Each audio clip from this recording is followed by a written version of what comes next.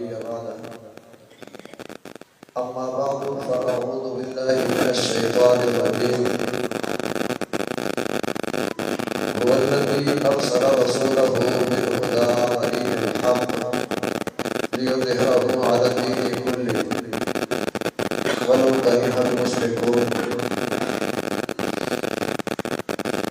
اللہ وہ ذات ہے جس نے بھیجا اپنے رسول کو ہدایت اور دین حق دے تاکہ اس کو دنیا کے اندر جتنے ادیان باطلہ ہیں ان پر غالب کرے.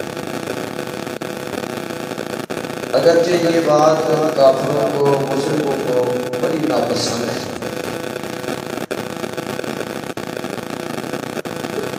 محترم بھائیو، سیرت النبی کے عنوان سے جلسے ہوتے ہیں، جلوس نکلتے ہیں، کانفرنسیں منعقد ہوتی ہیں، لیکن اس کے جو اثرات معاشرے کے اندر ہونے چاہیے وہ نظر نہیں آتے. اس کی کیا وجہ ہے کہ ہم جلسے کرتے ہیں، سنتے ہیں، لیکن اصل چیز جو سیرت النبی کی روح ہے اس کو سمجھنے کی کوشش نہیں کرتے. سیرت النبی ہمارے لیے ایک مشعل راہ ہے، ایک چارٹ ہے، زندگی گزارنے کا ایک چارٹ ہے، نقشہ ہے، جس کے اندر ہم نے دیکھنا ہے کہ رسول اللہ صلی اللہ علیہ وسلم نے ایک بگڑے ہوئے معاشرے کی اصلاح کیسے کی، ایک کمزور قوم کو طاقتور کیسے بنایا تھا، جو محمود تھے وہ حاکم کیسے بنے، جو مغلوب تھے ان کو بڑی بڑی طاقتوں کے اوپر غلبہ کیسے ملا. یہ اصل مقصد ہوتا ہے سیرت نبی کا، کہ ہم سیرت میں سے سبق سیکھیں کہ کیا کرنے کے کام ہیں. باقی جلسے کرنا، جلسے کروا لینا اور جلسوں میں شامل ہو جانا، جلسوں میں تقریر کر لینا اور جلسوں میں آ کے شامل ہو جانا ٹھیک ہے، اللہ ثواب تو دے گا، لیکن وہ مقصد پورا نہیں ہوگا. ثواب ضرور ملے گا لیکن مقصد پورا نہیں ہوگا. مقصد کب پورا ہوگا؟ جب ہم سیرت کو اپنائیں، ہم سیرت کے ہر پہلو کو دیکھیں گے. کیونکہ یہ جو آج سیرت کا ہم نے مقصد سمجھ لیا ہے، ہماری قوم نے سمجھ لیا ہے، اللہ کے نبی علیہ السلام کا حسن بیان ہو رہا ہے، اس میں کوئی شک نہیں ہے. بہت اچھی بات ہے کہ پیغمبر علیہ السلام کا حسن بیان ہو، اللہ کے نبی علیہ السلام کی صداقت کے تذکرے ہوتے ہیں، اس میں کوئی شک نہیں کہ بہت بلند مرتبہ بات ہے. آپ کی امانت کے تذکرے ہوتے ہیں، اس میں بھی کوئی شک نہیں. کیا ان ساری چیزوں میں جو آج ہمارے معاشرے کا ایک رواج بن گیا ہے کہ ہم انہی چیزوں کو بیان کر کے بس معاملہ سمیٹ دیتے ہیں، کیا ان میں سے کسی ایک چیز میں بھی کفار مکہ کو اختلاف تھا؟ نبی کے حسن میں کسی کو اختلاف تھا؟ چند لمحوں کے لیے اختلاف آیا ہے کہ پتہ چلا نام بچہ پیدا ہوا ہے عبداللہ کا، پوتا پیدا ہوا ہے عبد المطلب کا، اس کا نام اس نے رکھ دیا محمد. آج ہمیں تو پتہ نہیں ہے نا کہ یہ کیا چیز ہے. وہ عرب لوگ تھے، عربی کے اندر نام ان کو فوراً سمجھ آ گئی کہ یہ تو کہتے تاریخ کیا ہوا. اچھا یہ نام تو دنیا میں پہلے تھا ہی نہیں، یہ کیسا نام رکھ دیا؟ تو لوگ جوک آتے، آ کر دیکھتے اور دیکھ کر خوبصورتی کا جو ہے نا وہ اعتراف کرتے، کہتے کہ اس چہرے پر یہی نام جستا ہے. اس سے پتہ چلا کہ رسول اللہ صلی اللہ علیہ وسلم کی خوبصورتی کے اندر دنیا کے اندر کسی کو اختلاف نہیں تھا. اچھا نبی علیہ السلام کی صداقت کے اندر کسی کو اختلاف تھا کہ یہ سچے ہیں؟ پہلے دیوار کو چھوڑ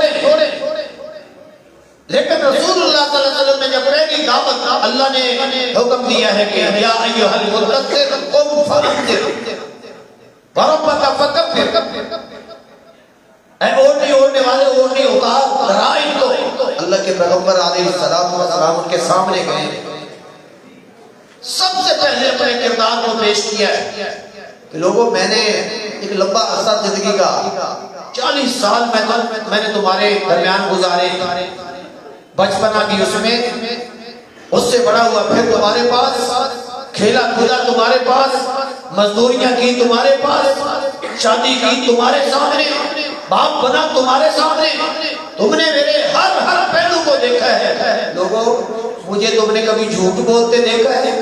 کہ لگے نہیں۔ کبھی خیانت کرتے دیکھا ہے؟ نہیں۔ آپ تو صدیق ہیں، امین ہیں۔ اس سے آگے بڑھ کر رسول اللہ صلی اللہ علیہ وسلم نے فرمایا اگر میں تمہیں کہوں کہ اس پہاڑ کے پیچھے سے ایک فوج تم پر حملہ آور ہونے والی ہے، مان لو گے؟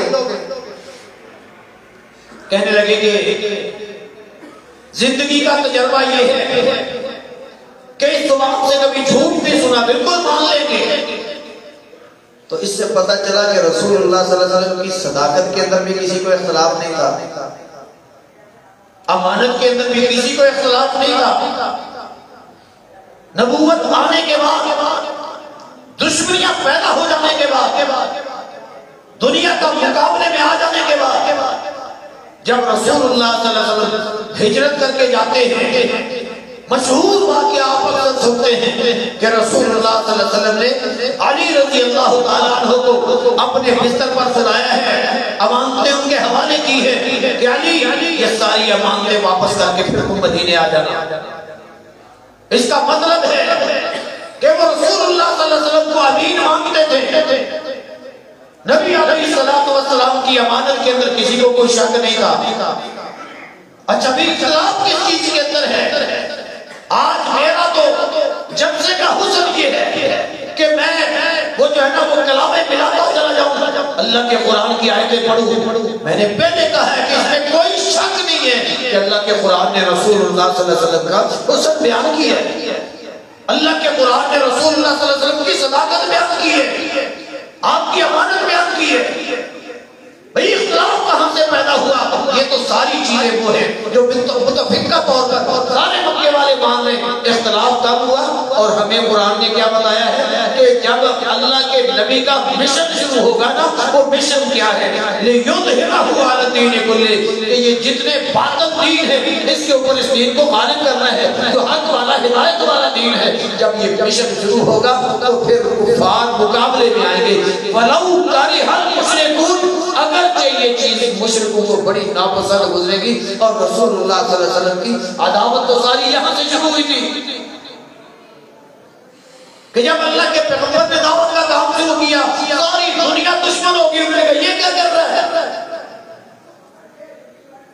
کیونکہ ان کو نظر آتا تھا کہ اگر یہ مساوات کا معاملہ ہو گیا تو اونچ نیچ کا معاملہ ختم ہو گیا، یہ اعلیٰ قوم ہے کہ نیچ قوم ہے، یہ آقا ہے یا غلام ہے، یہ معاملہ جب ختم ہو گیا تو پھر دنیا تو بدل جائے گی، پھر ہماری چودراہٹ نہیں رہے گی۔ یہ چیز ہے جو رسول اللہ صلی اللہ علیہ وسلم کو اللہ رب العزت نے مشن دیا تھا کہ جاؤ جا کے برابریاں کر دو۔ یہ جو دنیا کے اندر کوئی آقا بنا ہوا ہے، کسی کو غلام بنایا ہوا ہے، ان کو سمجھاؤ، بتاؤ ان کو کہ انسان کی کیا قدر ہے۔ ان کے آپس کے جو معاملات الجھے ہوئے ہیں، ان کے اختلافات ہیں کہ ختم کروا دو، ان کی آپس کے اندر محبتیں پیدا کروا دو۔ اور رب نے اعلان کیا کہ یہ کام محنت تم نے کرنی ہے، کروں گا میں۔ وَأَلَّفَ بَيْنَ قُلُوبِهِمْ لَوْ أَنفَقْتَ مَا فِي الْأَرْضِ جَمِيعًا، رب نے فرمایا ہے نا کہ یہ کام میں نے کیا ہے، محنت رسول اللہ صلی اللہ علیہ وسلم نے کی ہے، اور مدد رب نے کی ہے کہ ان کے دلوں کے اندر محبت ڈال دی۔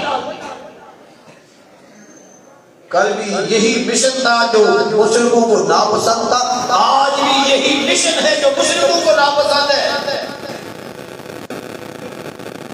آپ جتنے چاہو جب سے کرو، سیرت کے نام پر کرو، نام پر کرو، جو تمہارا جی چاہے جب سے کرتے چلے جاؤ، جتنی مرضی باپ کی جماعتیں نکالو، دنیا کے کفر کو کوئی پرواہ نہیں ہے۔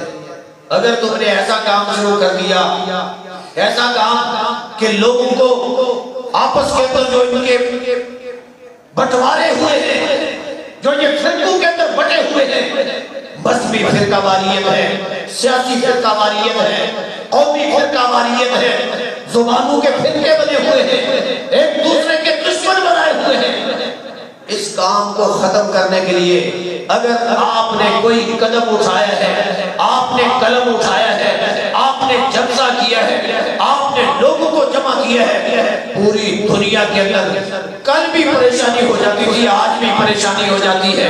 مسئلہ کیا ہے کہ رسول اللہ صلی اللہ علیہ وسلم جو مشن لے کر آئے تھے کہ لوگوں کو متحد کرنا ہے، ان کے اندر اتحاد پیدا کرنا ہے، ان کے اندر محبتیں پیدا کرنی ہے، نفرتیں ختم کرنی ہے، ان کے اندر احساس پیدا کرنا ہے۔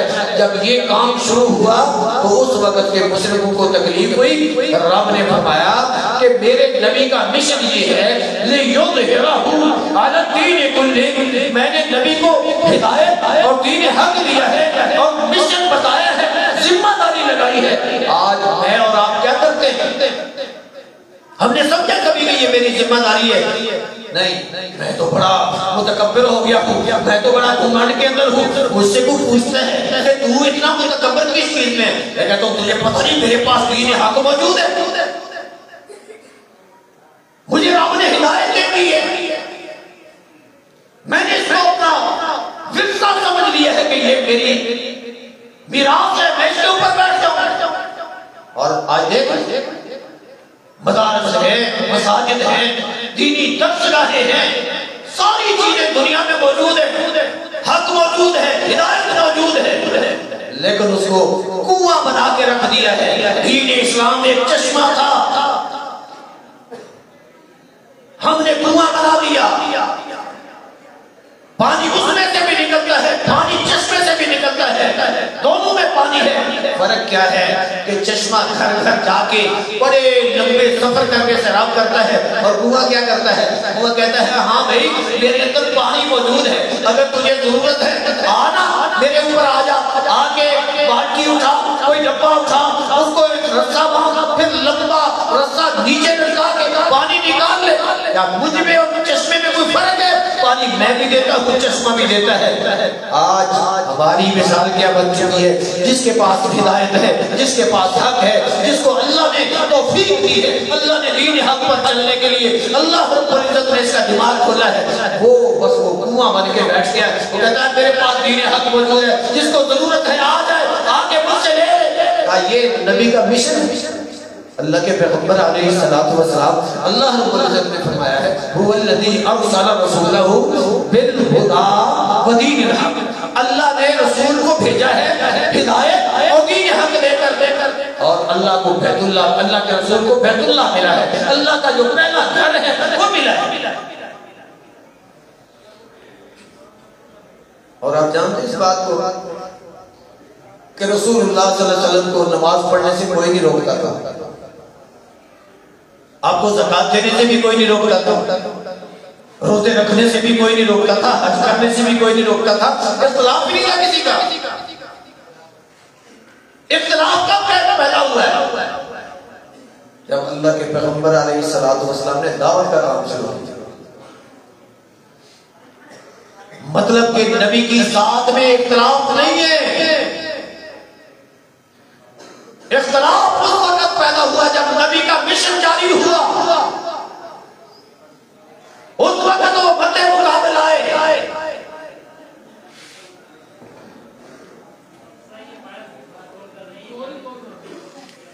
یہ پیچھے بھائی جو شور کر رہے ہیں ذرا خاموش ہو جائے تاکہ بات سمجھ آ سکے۔ یہ اگر اسکول کے بچے شور کر رہے ہیں تو دیکھیں بھائی خاموش ہو جائے۔ اللہ کے پیغمبر علیہ السلام کی کسی عبادت کے ساتھ ان کو اختلاف نہیں ہے، اس کی میں آپ کو مثال دیتا ہوں۔ اللہ کے پیغمبر علیہ السلام نے دعوت کا آغاز کیا ہے، قوم والے دشمنی میں بھی آئے ہیں اور پریشان بھی بڑے ہیں۔ پریشانی کس چیز کی ہے؟ کہتے ہیں یار جہاں جاتے ہیں کہتے ہیں وہ تم جو کہتے تھے ہمارے خاندان کے اندر بڑا حسین شخص ہے، آج تم اس کے مقابلے میں آ گئے ہو۔ تم کہتے تھے بڑا سچا ہے، آج تم اس کے مخالف کھڑے ہو۔ تم کہتے ہیں امانت دار ہے، امانتیں اس کے پاس رکھواؤ، آج تم بڑے جو ہے نا اس کے مخالف کھڑے ہو۔ تانتے ملتے تھے ان کو، اور یہ آئے اور آ کر ابو طالب جو رسول اللہ صلی اللہ علیہ وسلم کے چچا تھے، جو ہر وقت ڈھال بن کے رہتے تھے، ان کے پاس آئے اور آ کر کہنے لگے کہ ابو طالب ذرا بھتیجے کو سمجھاؤ یار بڑی پریشانی ہے، جہاں جاتے ہیں لوگ تانے دیتے ہیں، اس کو سمجھاؤ، کچھ بات بیٹھ کے کر لیتے ہیں۔ کیا بات کرنی ہے بھائی؟ بات کیا کرنی ہے؟ کہتے ہیں اگر یہ سرداری چاہتا ہے ہم اپنا سردار مانتے ہیں۔ دنیا میں سلطانی ہوتی ہے نا کہ جس کو اقتدار مل جائے تو کہتا ہے بس مجھے تو دنیا جہان مل گیا۔ آفر ہو رہی ہے اللہ کے پیغمبر علیہ السلام کو کہ اگر سرداری چاہتے ہو ہم اپنا سردار بنا لیتے ہیں، فیصلے سارے تم سے کروا۔ دوسرے نمبر پر کہتے ہیں اگر بہت زیادہ مال چاہیے نا ہم جتنا مال ہمارے پاس ہے جمع کر کے آپ کے قدموں میں ڈھیر کر دیتے ہیں۔ تیسرے نمبر پر اگر آپ عرب کی کسی حسین عورت سے شادی کرنا چاہتے ہیں تو ہم سارے عرب کی لڑکیاں عورتیں جمع کر دیتے ہیں، جس کی طرف اشارہ کرو گے تمہارے نکاح میں لے۔ اچھا بھی یہ تین ہی چیزیں ہیں نا جن کے اوپر دنیا لڑ کے مرتی ہے، یہ بہت بڑی آفریں ہیں۔ اچھا بھی تم کروانا کیا چاہتے ہو؟ کہ دعوت کا کام چھوڑ۔ کیا چھوڑ دے؟ کیا چھوڑ دے؟ سارے بولے میرا کیا چھوڑ دے؟ آج ہم نے کیا ہوا یا چھوڑا ہوا ہے؟ ہمیں تو کوئی آفر بھی نہیں آئی کہ تم دعوت کا کام چھوڑو تو ہم یہ اور یہ کر دیں گے۔ کبھی کسی نے آفر کی ہے کہ تو دعوت کا کام چھوڑ دے، میں تجھے یہ کر دیتا ہوں، میں یہ کر دیتا ہوں۔ اللہ کی قسم ٹکے کی آفر نہیں ہے اور ہم دعوت کا کام کرنے کے لیے تیار ہیں۔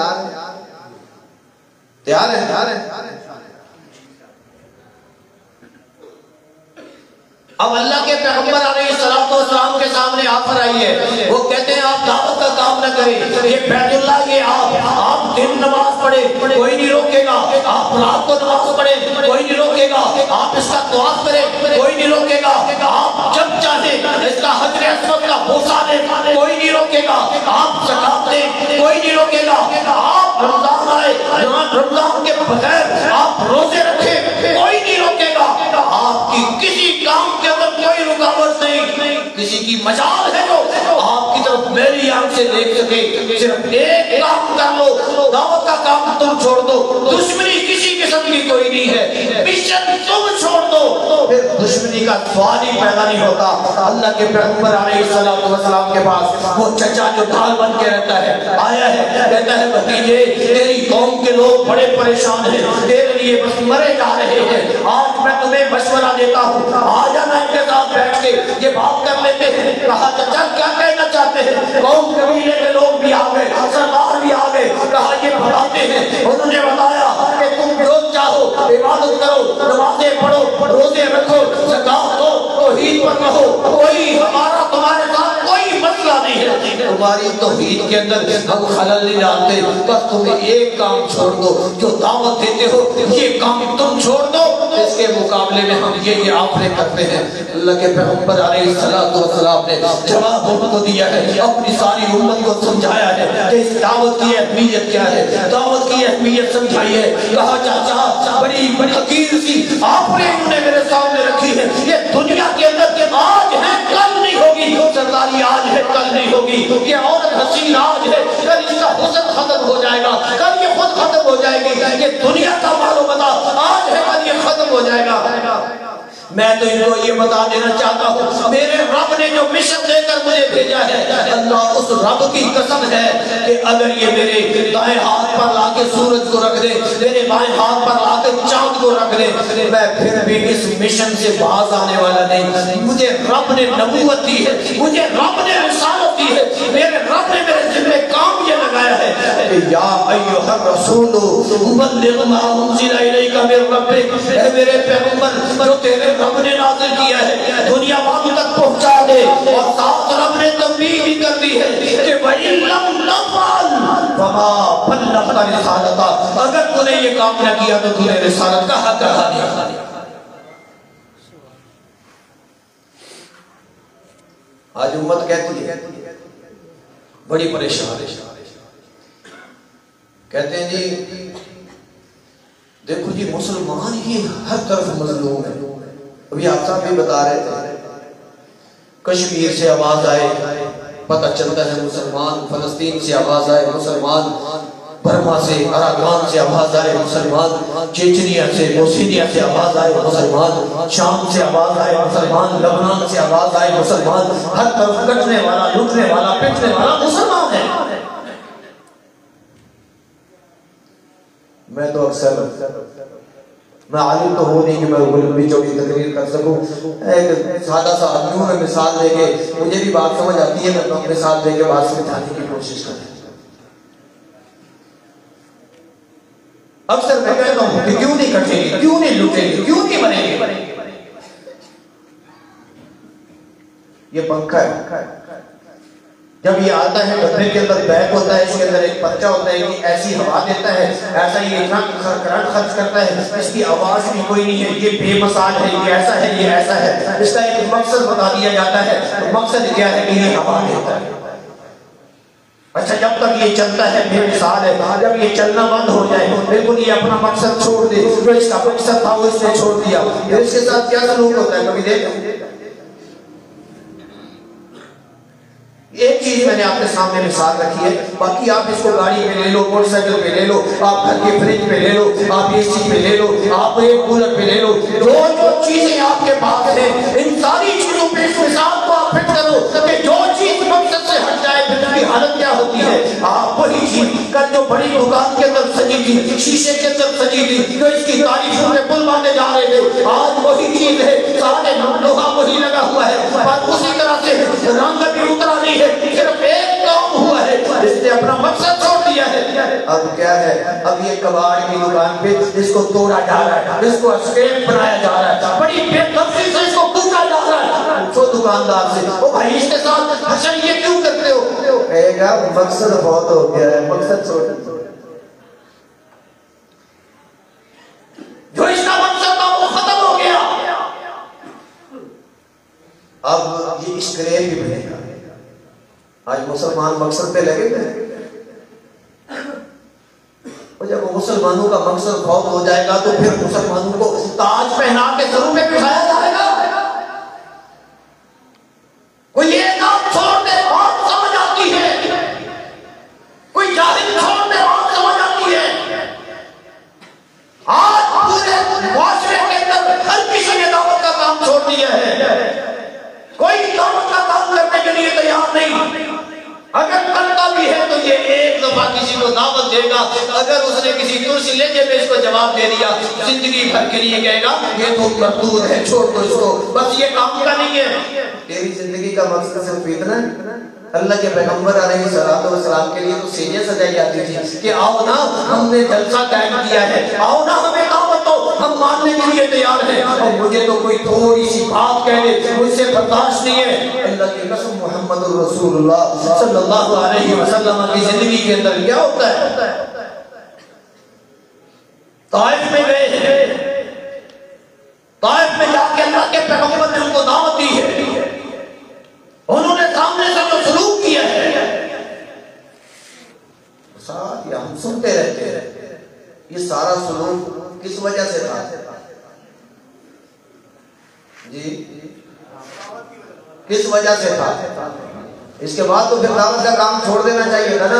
اور جس طرح میں کرتا ہوں اس طرح اللہ کے پیغمبر کو وہیں کھڑے ہو کے جھولی اٹھا کے دعا کرنی چاہیے تھی، یا پیچھے والوں کے لیے ایک پیغام چھوڑ دینا چاہیے تھا۔ یہ طائف والے بڑے بدبخت ہیں، میں ان کے پاس آیا ہوں، انہوں نے میری بات نہیں مانی، انہوں نے اللہ کے حکم کو اللہ کے فرمان کو ٹھکرا دیا ہے، اور لیکن آپ کو ایسی کوئی ایک چیز نہیں ملے گی، اگر آپ کو ملے گی، اگر سیرت میں سے یہ چیز ملے گی، سیرت کو پڑھنے آئے ہیں، سیرت کو سننے آئے ہیں، تو پھر اللہ کے نبی کی سیرت کیا ہے؟ انہوں نے پتھر مارے ہیں، پتھر مار کے لہو لہان کر دیا، آپ فرماتے ہیں میں تو ہوش ہو گیا، تھوڑی دیر کے بعد پھر انہوں نے جو ہے آگے بڑھ کے مجھے بغلوں میں ہاتھ دے کے اٹھا کے کھڑا کیا، میں نے سمجھا شاید اس کو اپنی غلطی کا احساس ہو گیا، کھڑا کرنے کے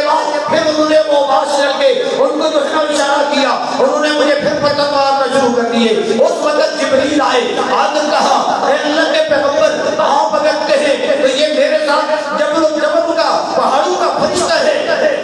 یہ ابھی ایسا کر دے گا کہ یہ دو پہاڑوں کو اٹھا کے ملائے گا اور ملا کے یہ جو ناپاک نسل ہے, یہ جو آپ کے ساتھ ظلم زیادتی کرنے والے ہیں, ان کو دو پہاڑوں کے درمیان اس طرح سے پیش کیا جائے گا جس طرح چکی کے اندر چکی کے دو پاؤں ہوتے ہیں, جس طرح اس میں گندم کو ڈال کے پیش کے آٹا بنا دیا جاتا ہے. میں اور آپ ہوتے, آپ پر یہ ہوتی اور آپ پر بھی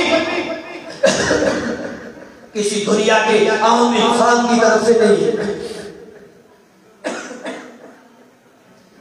دنیا کے عام انسان کی طرف سے نہیں ہے.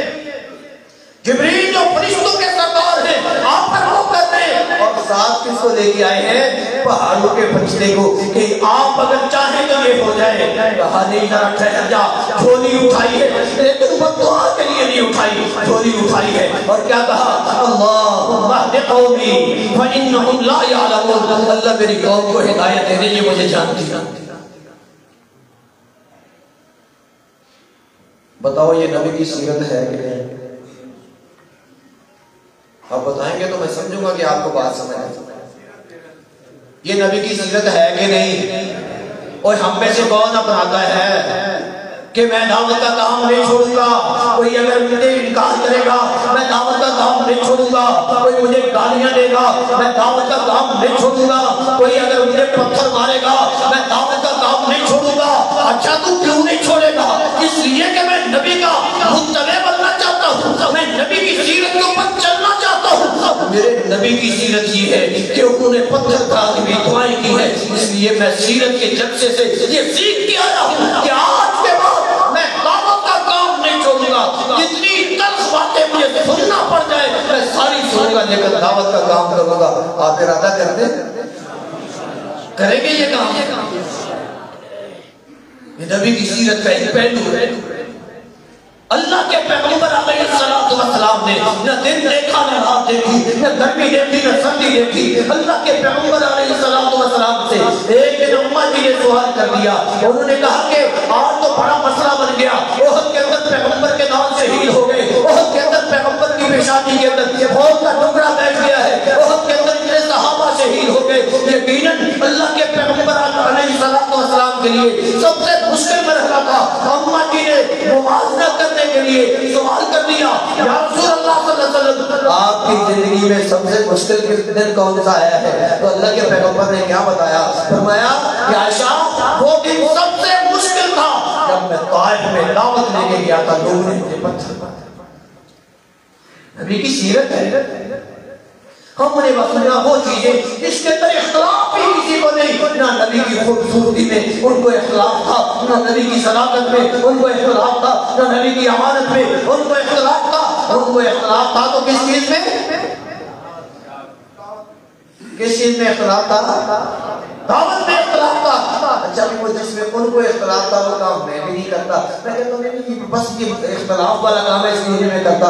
بھائی اللہ نے فرمایا ہے کہ میں نے اپنے پیغمبر کو بھیجا ہے, ہدایت دے کے بھیجا ہے, دین حق دے کے بھیجا ہے, مشن دے کے بھیجا ہے. اس کو غالب کرنا ہے, یہ تیری ذمہ داری ہے. اور اس میں اختلاف ہوگا, یہ مشرکوں کو ناپسند ہے. مشرکوں کو سب سے زیادہ ناپسند یہ ہے کہ قوم ایک ہو جائے, قوم دین پہ لگ جائے, قوم نبی کی متبع بن جائے, قوم اللہ کے سامنے جھکے. اللہ کی قسم سب سے زیادہ مشکل کام یہی ہے, اور یہ کام لازم ہے. جب تک میں دنیا کے اندر رہوں میری زندگی کا مقصد یہی ہونا چاہیے. علامہ اقبال نے اسی لیے تو کہا تھا, اس نے سمندر کو کرسے میں بند کیا تھا کہ میری زندگی کا مقصد میرے دین کی سرفرازی. میں اسی لیے مسلمان ہے, اسی لیے نماز. جب میں نے زندگی کے مقصد کو سمجھ لیا مجھے بات سمجھ آ گئی, بات بن جائے گی. لیکن میں تو آپ کو ایک دعوت فکر دینے کے لیے کھڑا ہوا ہوں. اصل خطاب تو پیچھے آنے والے میرے بھائیوں نے کرنا ہے. محترم جناب فیصل ندیم صاحب غالباً پہنچنے والے ہیں, وہ آپ کے سامنے خطاب فرمائیں گے. اس کے بعد پھر سیف اللہ خالد صاحب مفسر قرآن صدر ملی مسلم لیگ وہ آئیں گے, وہ آپ سے खिताब करेंगे। मैं तो एक जिक्र देने के लिए खड़ा हूँ। मैं अक्सर ये बात करता हूँ कि मैंने अगर अपनी जिंदगी के मकसद को समझना है, मैं समझ लूँ कि मैंने कितना मकसद के ऊपर अमल किया है, मैं अपनी जिंदगी का चार्ट बना। एक है कि मेरा हाफजा बड़ा कमजोर है, मैं बड़ा ताकतवर हूँ, मैं जिंदगी का चार्ट बनाऊं, वो तो मेरे अंदर ताकत नहीं है, हम में से किसी के अंदर भी ताकत नहीं है। एक है कि मैं 1 साल का चार्ट बना लूं, एक ऊपर लिख दूं, एक जगह लिख दूं, सिर्फ खाने बना के एक साइड पे लिखूं कि ये जरूरत के लिए खाना है, एक साइड पे लिखूं ये मकसद के लिए खाना है। तो मैं समझता हूँ कि हम बड़े कमजोर हैं, साल का भी मसला नहीं हो सकता, चलो महीने का शेड्यूल बना लूं। मैं समझता हूँ कि ये भी मुश्किल काम है। मैं कहता हूँ रोजाना का शेड्यूल बनाऊं, मैं ऊपर एक पर्चा लेके उसके अंदर खाने बना के लकीरें लगा के मैं उसके ऊपर ये लिख दूं कि ये जरूरत है, ये मकसद है, और फिर हर रोज हफ्ते के बाद महीने के बाद मैं जरा उसको देखूं, जो मैंने मकसद के लिए काम किया है वो मकसद वाले खाने में लिख दूं, जो जरूरत के लिए किया है वो जरूरत वाले खाने में लिख दूं। अच्छा बैठे बैठे बस तसव्वुर के अंदर अहलन व सहलन मरहबा। हमारे मोहतरम भाई फैसल नदीम साहब तशरीफ ला चुके हैं, मैं उनकी मौजूदगी में ज्यादा खिताब नहीं करूंगा, बस ये नुक्ता समझा के अपनी बात को समेटूंगा। मैं रोजाना चेक कर सकता हूँ, मैं हफ्ते बाद चेक कर सकता हूँ, खाने मैंने बनाए हैं, ऊपर जरूरत और मकसद मैंने लिखा है। अब मैं तसव्वुर के अंदर अभी इस वक्त बैठे बैठे मैं भी खड़े खड़े आप बैठे बैठे एक तरह ख्याल करें कि पिछला हफ्ता मेरा गुजरा है, उसके अंदर मैंने जरूरत के लिए कितना वक्त सर्फ किया है और मकसद के लिए कितना सर्फ हुआ है। जवाब क्या है? जी भाईजान, जवाब क्या है? मेरा ज्यादा वक्त मकसद में गुजरा है या जरूरत में? बोले ना, मेरा ज्यादा वक्त कहाँ गुजरा है? और मेरी जरूरत का मुझसे सवाल होगा जब मैं जाऊंगा, और जाने के लिए कोई जरूरी नहीं है कि मैं अभी छोटा हूँ, मैं बड़ा हूँगा फिर जाऊंगा, अभी मैं तंदुरुस्त हूँ बीमार हूँगा फिर जाऊंगा, अभी मैं जो है ना जवानी में हूँ बूढ़ा हूँगा फिर जाऊंगा, अभी मैं ताकतवर हूँ कमजोर हूँगा फिर जाऊंगा। ऐसी तो कोई बात ही नहीं है। पता नहीं अगले लम्हे में चला जाऊँ, अगर मेरे रब ने पूछ लिया तुझे कोई मकसद दे के भेजा था, बता क्या करके आया है, मेरा जवाब क्या होगा? भाइयों ये फिक्र मैंने आपको देनी थी। हम सीरत के जलसे में आए हैं और नबी सल्लल्लाहु अलैहि वसल्लम की सीरत जो है ना वो शुरू होती है, इख्तिलाफ होती है, सामने इख्तिलाफ पैदा होता है। इससे पहले कोई इख्तिलाफ नहीं, न नबी की खूबसूरती में, न नबी की सदाकत में, न नबी की अमानत में। सबसे पहला इख्तिलाफ होता है इस बात पर होता है, नबी की दावत पर इख्तिलाफ होता है। कहते हैं हम सारे रास्ते खोलते हैं, बैतुल्लाह आपके लिए खुला है, दिन में आए रात में आए, आप दुआ करें, आप नमाज़ें पढ़ें, आप रोजे रखें, आप हज करें, जो चीज चाहे करते रहे, कोई रोकने वाला नहीं है। बस काम एक छोड़ दो, कौन सा? कौन सा काम एक छोड़ दो? कौन सा? दावत का। और सारा मिशन तो यही था, नबी का मिशन दावत था, और दावत के रास्ते में जो रुकावटें आती थी उनको खत्म करने का नाम क्या था भला? क्या था? इनको खत्म करने का नाम जिहाद था। ये दोनों एक ही वो मिशन है, मिशन एक है, आगे नाम दो रख दिए गए हैं। आज हमने तकसीम कर ली है। तो मेरे मोहतरम भाइयों, मेरी जिंदगी का मकसद तेरे दीन की सरफराजी, मैं इसीलिए मुसलमान, मैं इसीलिए नमाजी। अल्लाह से दुआ है अल्लाह समझने की और अमल करने की तौफीक अता फरमाए। वमा तौफीक इल्ला बिल्लाह वमा अलैहि